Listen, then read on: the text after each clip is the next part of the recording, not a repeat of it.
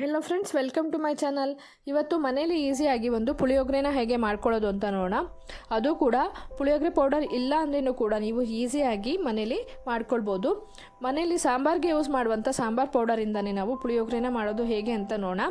ಇದಕ್ಕೆ ಬೇಕಾಗಿರುವಂಥ ಇಂಗ್ರೀಡಿಯೆಂಟ್ಸ್: ಕಡಲೆಬೇಳೆ, ಉದ್ದಿನಬೇಳೆ, ಜೀರಿಗೆ ಮತ್ತು ಸಾಸಿವೆ ಎಲ್ಲ 1 ಸ್ಪೂನ್ ಆಗುವಷ್ಟು, 2 ಸ್ಪೂನ್ ಆಗುವಷ್ಟು ಎಳ್ಳನ್ನು ರೋಸ್ಟ್ ಮಾಡಿಕೊಳ್ಳೋಣ.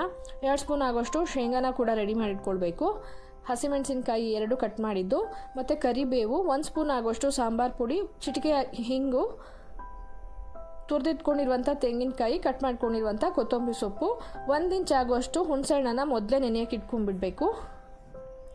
ನಂತರ ಒಂದು ಪ್ಯಾನ್ ತೊಗೊಂಡು 1 ರಿಂದ 2 ಸ್ಪೂನ್ ಆಗುವಷ್ಟು ಎಣ್ಣೆನ ಹಾಕೋಣ. ಎಣ್ಣೆ ಬಿಸಿಯಾದ ನಂತರ ಶೇಂಗಾನ ಕೂಡ ಹಾಕಿಬಿಡಿ. ಶೇಂಗಾ ಎಲ್ಲ ಚೆನ್ನಾಗಿ ರೋಸ್ಟ್ ಆಗಬೇಕು. ನಂತರ ಕಡಲೆಬೇಳೆ 1 ಸ್ಪೂನ್ ಆಗುವಷ್ಟು ಆ್ಯಡ್ ಮಾಡ್ಕೊಳ್ಳೋಣ. ಕಡಲೆಬೇಳೆನೂ ಕೂಡ ಸ್ವಲ್ಪ ಫ್ರೈ ಆದಮೇಲೆ 1 ಸ್ಪೂನ್ ಆಗೋಷ್ಟು ಉದ್ದಿನ ಬೇಳೆನೂ ಕೂಡ ಹಾಕ್ಕೊಳ್ಳಿ. ಅದು ಕೂಡ ಫ್ರೈ ಆದ ನಂತರ ಸಾಸಿವೆ 1 ಸ್ಪೂನು, ನಂತರ ಜೀರಿಗೆನೂ 1 ಸ್ಪೂನ್ ಆ್ಯಡ್ ಮಾಡ್ಕೊಳ್ಳಿ. ಈಗ ಕಟ್ ಮಾಡ್ಕೊಂಡಿರುವಂಥ ಹಸಿಮೆಣಸಿನ್ಕಾಯಿನ ಹಾಕ್ಕೊಳ್ತಾ ಇದ್ದೀನಿ. ನೀವು ಇಲ್ಲಿ ಹಸಿಮೆಣಸಿನ್ಕಾಯಿ ಬದಲಾಗಿ ಒಣಮೆಣಸಿನ್ಕಾಯಿನೂ ಕೂಡ ಯೂಸ್ ಮಾಡ್ಬೋದು. ನಂತರ ಕರಿಬೇವನ್ನು ಕೂಡ ಹಾಕೋಣ. ನೀವು ಜಾಸ್ತಿ ಕರಿಬೇವು ಬೇಕು ಅಂದರೆ ಇನ್ನೊಂದು ಸ್ವಲ್ಪ ಕರಿಬೇವನ್ನು ಕೂಡ ನೀವು ಆ್ಯಡ್ ಮಾಡ್ಕೊಳ್ಬೋದು. ನಾನು ಇಲ್ಲಿ 1 ಕಪ್ ರೈಸಿಗೆ ಎಷ್ಟು ಒಗ್ಗರಣೆ ಬೇಕೋ ಅಷ್ಟು ಮಾತ್ರ ತೋರಿಸ್ತಾ ಇದ್ದೀನಿ.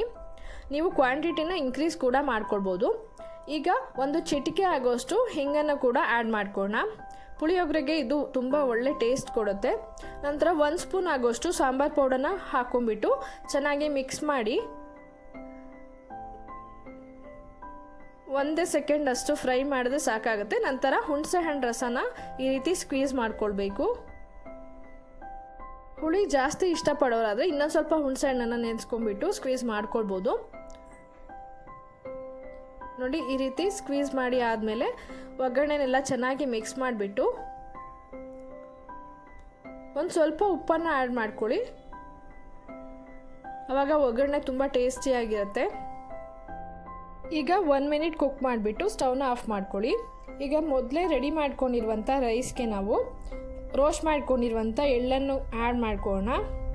ನಂತರ ಕಟ್ ಮಾಡ್ಕೊಂಡಿರುವಂಥ ಕೊತ್ತಂಬರಿ ಸೊಪ್ಪನ್ನು ಕೂಡ ಆ್ಯಡ್ ಮಾಡಿಬಿಟ್ಟು ತುರಿದಿಟ್ಕೊಂಡಿರುವಂಥ ತೆಂಗಿನಕಾಯಿನೂ ಕೂಡ ಹಾಕೋಣ. ನೀವಿಲ್ಲಿ ಹಸಿ ತೆಂಗಿನಕಾಯಿನಾದರೂ ಯೂಸ್ ಮಾಡ್ಬೋದು ಅಥವಾ ಒಣಗಿದ್ದಾದರೂ ಯೂಸ್ ಮಾಡ್ಬೋದು. ಒಣಗಿದ ತೆಂಗಿನಕಾಯಿನ ಯೂಸ್ ಮಾಡಿದ್ರೆ, ಒಣ ಕೊಬ್ಬರಿನ ಯೂಸ್ ಮಾಡಿದ್ರೆ ತುಂಬಾ ಟೇಸ್ಟಿಯಾಗಿರುತ್ತೆ. ಅದಿಲ್ಲ ಅಂತ ಹೇಳಿದ್ರೆ ಹಸಿದನ್ನೇ ಯೂಸ್ ಮಾಡ್ಬೋದು. ರುಚಿಗೆ ಎಷ್ಟು ಬೇಕೋ ಅಷ್ಟು ಉಪ್ಪನ್ನು ಕೂಡ ಆ್ಯಡ್ ಮಾಡಿಬಿಟ್ಟು ಎಲ್ಲ ಇಂಗ್ರೀಡಿಯೆಂಟ್ಸ್ನ ಚೆನ್ನಾಗಿ ಮಿಕ್ಸ್ ಮಾಡಿ ಈಗ ಒಗ್ಗರಣೆನೂ ಕೂಡ ಹಾಕಿಬಿಟ್ಟು ಚೆನ್ನಾಗಿ ಮಿಕ್ಸ್ ಮಾಡ್ಕೊಳ್ಬೇಕು. ಎಲ್ಲ ಇಂಗ್ರೀಡಿಯೆಂಟ್ಸು ಒಂದಕ್ಕೊಂದು ಚೆನ್ನಾಗಿ ಹೊಂದ್ಕೊಳ್ಬೇಕು. ಆ ರೀತಿ ಚೆನ್ನಾಗಿ ಮಿಕ್ಸ್ ಮಾಡ್ಕೊಳ್ಬೇಕು. ನೋಡಿ, ಈ ರೀತಿ ಚೆನ್ನಾಗಿ ಮಿಕ್ಸ್ ಮಾಡ್ಕೊಳ್ತಾ ಹೋಗಿ. ನೋಡಿ, ಈಗ ಪುಳಿಯೋಗರೆ ರೆಡಿಯಾಗಿದೆ. ತುಂಬಾ ಟೇಸ್ಟಿಯಾಗಿರುತ್ತೆ ಫ್ರೆಂಡ್ಸ್.